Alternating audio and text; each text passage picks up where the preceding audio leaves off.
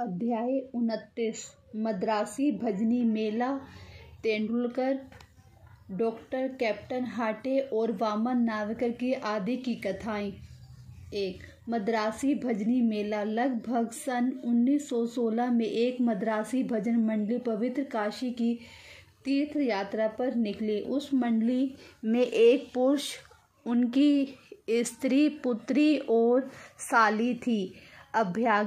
अभाग्यवश उनके नाम यहाँ नहीं दिए जा रहे हैं। मार्ग में कहीं उनको सुनने में आया कि अहमदनगर के कोपर गांव तालुका के शिरडी ग्राम में श्री साईं बाबा नाम के एक महान संत रहते हैं, जो बहुत दयालु और पहुँचे हुए हैं। वह उदार हृदय और अहेतुक कृपा सिंधु हैं।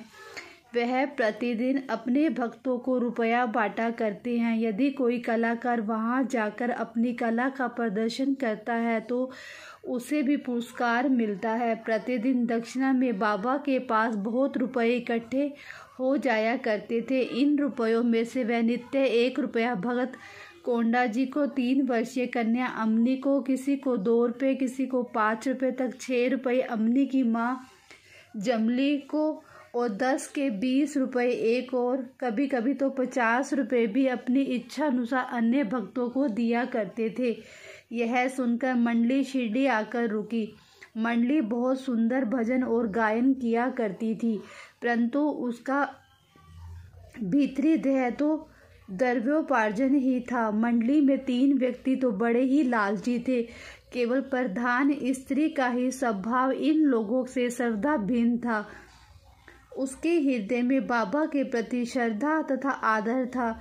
एक बार जब दोपहर को आरती हो रही थी, तभी उस स्त्री की भक्ति और विश्वास देखकर बाबा प्रसन्न हो गए। फिर क्या था, बाबा ने उसे उसके इष्ट के रूप में दर्शन दिए और केवल उसे ही बाबा सीतानाथ के रूप में दिखलाई दिए,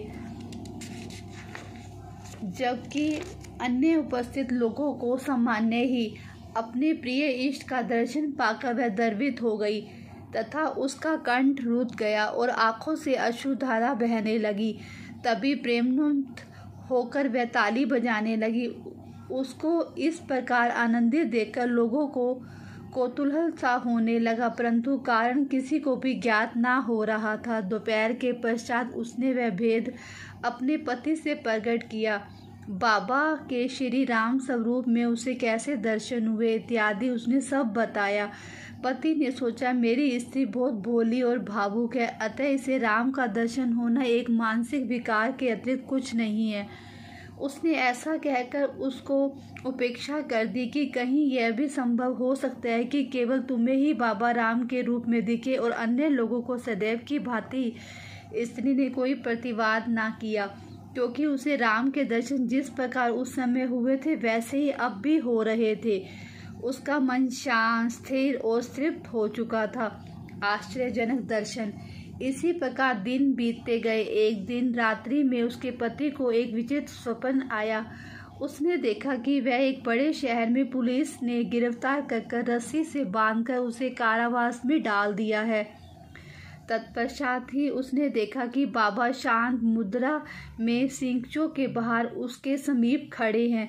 उन्हें अपने समीप खड़े देखकर वह गिड़गिड़ाकर कहने लगा कि आपको कीर्ति सुनकर मैं आपके श्री चरणों में आया हूँ। फिर आपके इतने निकट होते हुए भी मेरे ऊपर यह विपदा क्यों आई? तब वह बोले, तुम्हें अपने बुरे कर्मों का फल अवश्य भुगतना चाहिए। वह पुनः बोला कि इस जीवन में मुझे अपने ऐसे कर्म की स्मृति नहीं जिसके कारण मुझे वह दुर्दिन देखने को मिला। बाबा ने कहा कि यदि इस जन्म में नहीं तो गत जन्म में अवश्य कोई बुरा कर्म किया होगा। तब वह कहने लगा, मुझे तो अपने गत जन्म की कोई स्मृति नहीं, परंतु यदि एक बार मान भी लूं कि कोई बुरा कर्म हो भी गया होगा तो आपके यहाँ होते हुए उसे भस्म हो जाना चाहिए, जिस प्रकार सूखी घास अग्नि द्वारा शीघ्र भस्म हो जाती है। बाबा ने पूछा, क्या तुम्हारा सचमुच ऐसा दृढ़ विश्वास है? उसने कहा, हाँ। बाबा ने उसे अपनी आंखें बंद करने को कहा। जब उसने आंखें बंद कर दी और उसे किसी भारी वस्तु के गिरने की आहट सुनाई दी। आंखें खोलने पर उसने अपने को कारावास से मुक्त पाया। पुलिस वाला नीचे गिरा पड़ा है तथा उसके शरीर में रक्त प्रवाहित हो रहा है। यह देखकर वह अत्यंत भयभीत दृष्टि से बाबा की ओर देखने लगा। तब बाबा बोले कि बच्चों, अब तुम्हारी अच्छी तरह खबर ली जाएगी। पुलिस अधिकारी अभी आएंगे और तुम्हें गिरफ्तार कर लेंगे। तब वह गिड़गिड़ाकर कहने लगा कि आपके अतिरिक्त मेरी रक्षा और कौन कर सकता है। मुझे तो एकमात्र आपका ही सहारा है।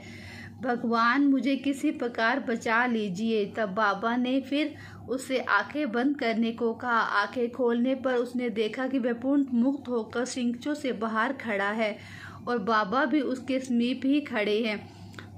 तब वह बाबा के श्री चरणों पर गिर पड़ा। बाबा ने पूछा कि मुझे बताओ, तुम्हारे इस नमस्कार और पिछले नमस्कारों में किस प्रकार की भिन्नता है या नहीं? इसका उत्तर अच्छी तरह सोच कर दो। वह बोला कि आकाश और पाताल में जो अंतर है वही अंतर मेरे पहले और इस नमस्कार में है। मेरे पूर्ण नमस्कार तो केवल धन प्राप्ति की आशा से ही थे, परंतु यह नमस्कार मैंने आपको ईश्वर जानकर ही किया है। पहले मेरी धारणा ऐसी थी कि मैं यवन होने के नाते आप हिंदुओं का धर्म भ्रष्ट कर रहे हैं। बाबा ने पूछा कि क्या तुम्हारा यवन पीरों में विश्वास नहीं? प्रत्युत्तर में उसने कहा जी नहीं। तब वह फिर पूछने लगे कि क्या तुम्हारे घर में एक पंजा नहीं है? क्या तुम्हें ताबूत की पूजा नहीं करते? तुम्हारे घर में कभी भी एक काड़बीबी नामक देवी है जिसके सामने तुम विवाह तथा अन्य धार्मिक अवसरों पर कृपा की भीख मांगा करते हो। अन्य में जब उसने स्वीकार कर लिया तो वह बोले कि इससे अधिक अब तुम्हें क्या प्रमाण चाहिए? तब उनके मन में अपने गुरु श्री रामदास के दर्शन की इच्छा हुई। बाबा ने ज्यों ही उससे पीछे घूमने को कहा तो उसने देखा कि श्री रामदास स्वामी उसके सामने खड़े हैं और जैसे ही वह उनके चरणों पर गिरने को तत्पर हुआ, वह तुरंत अदृश्य हो गए। तब वह बाबा से कहने लगा कि आप तो वृद्ध प्रतीत होते हैं, क्या आपको अपनी आयु विदित है? बाबा ने पूछा कि तुम क्या कहते हो, मैं बूढ़ा हूँ? थोड़ी दूर मेरे साथ दौड़कर तो देखो। ऐसा कहकर बाबा दौड़ने लगे। वह उनके पीछे पीछे दौड़ने लगा। दौड़ने से पैरों की जो धूल उड़ी उसमें बाबा लुप्त हो गए और तभी उसकी नींद भी खुल गई। जागृत होते ही वह गंभीरता पूर्वक इस स्वप्न पर विचार करने लगा। उसकी मानसिक प्रवृत्ति में पूर्ण परिवर्तन हो गया। अब उसे बाबा की महानता विदित हो चुकी थी। उसकी लोभी तथा शंकालु वृत्ति लुप्त हो गई और हृदय में बाबा के चरणों में प्रति सच्ची भक्ति उमड़ पड़ी। वह था एक स्वप्न मात्र ही, परंतु उसमें जो प्रश्न थे वह अधिक महत्वपूर्ण थे। दूसरे दिन जब सब लोग मस्जिद में आरती के निमित्त एकत्रित हुए, तब बाबा ने उसे प्रसाद में लगभग 2 रुपए की मिठाई और 2 रुपए नगद अपने पास से देकर आशीर्वाद दिया। उसे कुछ दिन और रोककर उन्होंने आशीष देते हुए कहा कि अल्लाह तुम्हें बहुत देगा, अब सब अच्छा ही करेगा। बाबा ने उसे अधिक द्रव्य की प्राप्ति तो ना हुई, परंतु उनकी कृपा उसे अवश्य प्राप्त हो गई, जिससे उसका बहुत ही कल्याण हुआ। मार्ग में उन्होंने विशेष द्रव्य प्राप्त हुआ। उनकी यात्रा बहुत ही सफल रही। उन्होंने यात्रा में कोई कष्ट या असुविधा ना हुई और वह अपने घर सकुशल पहुंच गए। उन्हें बाबा के श्री वचनों तथा आशीर्वाद और उनकी कृपा से प्राप्त उस आनंद की सदैव समृद्धि बनी रही। इस कथा से विदित होता है कि बाबा किस प्रकार अपने भक्तों के समीप आकर उन्हें श्रेष्ठकर मार्ग पर ले जाते थे और आज भी ले जाते हैं। तेंदुलकर कुटुंब। बम्बई के पास बांद्रा में एक तेंदुलकर कुटुंब रहता था जो बाबा का परम भगत था। श्रीयुत रघुनाथ राव तेंदुलकर ने मराठी भाषा में श्री साईनाथ भजनमाला नामक एक पुस्तिका लिखी, जिसके लगभग 800 अभंग और पदों का समावेश तथा बाबा की लीलाओं का मधुर वर्णन है। यह बाबा के भक्तों के पढ़ने योग्य पुस्तक है। उनका ज्येष्ठ पुत्र बाबू डॉक्टरी परीक्षा में बैठने के लिए अनवरत अभ्यास कर रहा था। उसने कई ज्योतिषियों को अपनी जन्म कुंडली दिखाई, परंतु सभी ने बतलाया कि इस वर्ष उसके ग्रह उत्तम नहीं है, किंतु अगले वर्ष परीक्षा में बैठने से उसे अवश्य सफलता प्राप्त होगी। इससे उसे बड़ी निराशा हुई, वह अशांत हो गया। थोड़े दिनों के साथ उसने अपने पुत्र की निराशा तथा अशांति की बात श्री बाबा से कही। उनके पुत्र को कुछ दिनों के पश्चात ही परीक्षा में बैठना था। बाबा कहने लगे, अपने पुत्र से कहो मुझ पर विश्वास रखे, सब भविष्य कथन तथा ज्योतिषों द्वारा बनाई कुंडलों को एक कोंडे में फेंक दे और अपना अभ्यास कर्म चालू रख शांत चित्त से परीक्षा में बैठे, वह अवश्य ही इस वर्ष उत्तीर्ण हो जाएगा। उससे कहना कि निराश होने की कोई बात नहीं है। माँ ने घर आकर बाबा का संदेश पुत्र को सुना दिया। उसने घोर परिश्रम किया और परीक्षा में बैठ गया। सब पर्चों के जवाब बहुत अच्छे लिखे थे, परंतु फिर भी संशयग्रस्त होकर उसने सोचा कि संभव है कि उत्तीर्ण होने योग्य अंक मुझे प्राप्त ना हो सके, इसलिए उन्हें मौखिक परीक्षा में बैठने का विचार त्याग दिया। परीक्षक तो उसने पीछे ही लगा था। उसने एक विद्यार्थी द्वारा सूचना भेजी कि उसे लिखित परीक्षा में उत्तीर्ण होने लायक अंक प्राप्त हैं, अब उसे मौखिक परीक्षा में अवश्य ही बैठना चाहिए। इस प्रकार प्रोत्साहन पाकर वह उसमें ही भी बैठ गया और दोनों परीक्षाओं में उत्तीर्ण हो गया। उस वर्ष उसकी ग्रह दशा विपरीत होते हुए भी बाबा की कृपा से उसने सफलता पाई। यहाँ केवल इतनी ही बात ध्यान देने योग्य है कि कष्ट और संशय की उत्पत्ति अंत में दृढ़ विश्वास में परिणित हो जाती है। जैसा भी हो, परीक्षा तो होती ही है, परंतु यदि हम बाबा पर दृढ़ विश्वास और श्रद्धा रखकर प्रयत्न करते रहे तो हमें सफलता अवश्य ही मिलेगी। इसी बालक के पिता रघुनाथ राव बम्बई की एक विदेशी व्यवसायी फर्म में नौकरी करते थे। वह बहुत वृद्ध हो चुके थे और अपना कार्य सुचारू रूप से नहीं कर सकते थे, इसलिए वे अब छुट्टी लेकर विश्राम करना चाहते थे। छुट्टी लेने पर भी उनके शारीरिक स्वास्थ्य में कोई विशेष परिवर्तन ना हुआ। अब यह आवश्यक था कि सेवानिवृत्ति की पूर्वकालिक छुट्टी ली जाए और एक वृद्ध और विश्वास पात्र नौकर होने के नाते प्रधान मैनेजर ने उन्हें अपने पेंशन देकर सेवानिवृत्त करने का निर्णय किया। पेंशन कितनी दी जाए, यह प्रश्न विचाराधीन था। उन्हें 150 रुपये मासिक वेतन मिलता था। इस हिसाब से पेंशन हुई 75 रुपये, जो कि उनके कुटुंब के निर्वाह हेतु अपर्याप्त थी। इसलिए वह बड़े चिंतित थे। निर्णय होने के 15 दिन पूर्व ही बाबा ने श्रीमती तेंदुलकर को स्वप्न में दर्शन देकर कहा कि मेरी इच्छा है कि पेंशन 100 रुपये दी जाए, क्या तुम्हें इस पर संतोष होगा?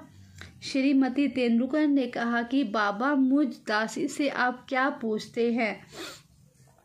हमें तो आपके श्री चरणों में पूर्ण विश्वास है। यद्यपि बाबा ने 100 रुपये कहे थे, परंतु उसे विशेष प्रकरण समझकर 10 रुपये अधिक अर्थात 110 रुपये पेंशन निश्चित हुई। बाबा अपने भक्तों के लिए कितना अपरिमित स्नेह और कितनी चिंता रखते थे। कैप्टन हाटे। बीकानेर के निवासी कैप्टन हाटे बाबा के परम भगत थे। एक बार स्वप्न में बाबा ने उनसे पूछा कि क्या तुम्हें मेरी विस्मृति हो गई है? श्री हाटे ने उनके श्री चरणों से लिपट कर कहा कि यदि बालक अपनी माँ को भूल जाए तो क्या वह जीवित रह सकता है? इतना कहकर कि श्री हाटे सिंह बगीचे में जाकर कुछ बलम पपड़ी सेम तोड़ लाए और एक थाली में सीधा सूखी भिक्षा तथा दक्षिणा रखकर बाबा को भेंट करने आए। उसी समय उनकी आंखें खुल गई। उन्हें ऐसा भान हुआ कि यह तो एक स्वप्न था। फिर वह सब वस्तुएं जो उन्होंने स्वप्न में देखी थी बाबा के पास शिरडी भेजने का निश्चय कर लिया। कुछ दिनों के पश्चात वह ग्वालियर आए। वहां से अपने एक मित्र को 12 रुपये का मनी ऑर्डर भेजकर पत्र में लिख भेजा कि 2 रुपये में सीधा की सामग्री और बलम पपड़ी सेम आदि मोल लेकर तथा 10 रुपये दक्षिणा स्वरूप रखकर मेरी ओर से बाबा को भेज देना। उनके मित्र ने शिरडी आकर सब वस्तु तो संग्रह कर ली, परंतु बलम पपड़ी प्राप्त करने में उन्हें अत्यंत कठिनाई हुई। थोड़ी देर के पश्चात ही उन्होंने एक स्त्री के सिर पर टोकरी रखे सामने से आते देखा। उन्हें यह देखकर अत्यंत आश्चर्य हुआ कि उस टोकरी में बलम पपड़ी के अतिरिक्त कुछ भी ना था। तब उन्होंने बलम पपड़ी खरीदकर सब एकत्रित वस्तुएं लेकर मस्जिद में जाकर श्री हाटे की ओर से बाबा को भेंट कर दी। दूसरे दिन श्री निमोणकर ने उसके निवेद चावल और बलम पपड़ी की सब्जी तैयार कर बाबा को भोजन कराया। सब लोगों को बड़ा विस्मय हुआ कि बाबा ने भोजन में केवल बलम पपड़ी की ही खाई और अन्य वस्तु को स्पर्श तक न किया। उनके मित्र द्वारा जब इस समाचार का पता कैप्टन हाटे को चला कि वह गदगद हो उठे और उनके हर्ष का पारावार न रहा।